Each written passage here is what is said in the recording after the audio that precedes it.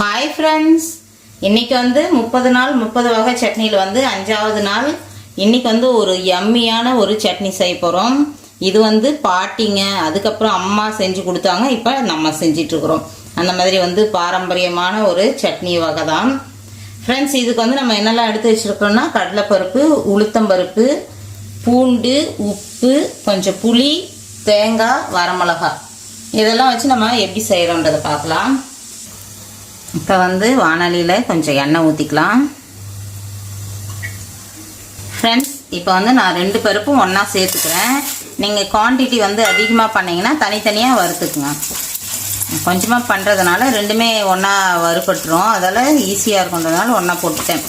ஏன்னா வந்து உளுந்து கொஞ்சம் சீக்கிரம் வருந்துடும், அதில் நீங்கள் தனித்தனியாக வறுத்துக்கினாலும் வறுத்துக்குங்க. இல்லை கொஞ்சம் கடலைப்பருப்பு வறுத்த பிறக்கும் அதுக்கப்புறம் உளுத்தம்பருப்பு போடுங்க. கடலைப்பருப்பும் உளுத்தம்பருப்பும் போட்டு வறுத்துட்ருக்குறேன். அதில் வந்து இப்போ காஞ்ச மிளகா சேர்த்துடலாம். பருப்பு நல்லா செவக்கட்டும் ஃப்ரெண்ட்ஸ். இப்போ பார்த்தீங்கன்னா பருப்பு வந்து செவக்க ஆரம்பிச்சிருச்சு. தேங்காய் சேர்த்துடலாம். அதுக்கப்புறம் பார்த்தீங்கன்னா புளி, உப்பு, பூண்டு இருக்குது, எல்லாத்தையும் சேர்த்துடலாம். வந்து அடுப்பு ஆஃப் பண்ணியாச்சு.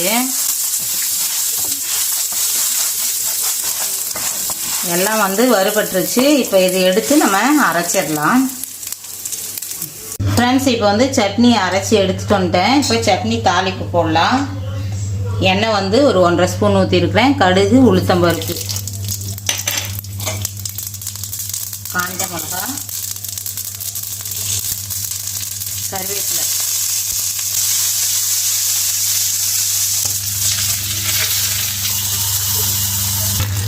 சட்னி வந்து யம்மியாக ரெடி ஆயிடுச்சு ஃப்ரெண்ட்ஸ்.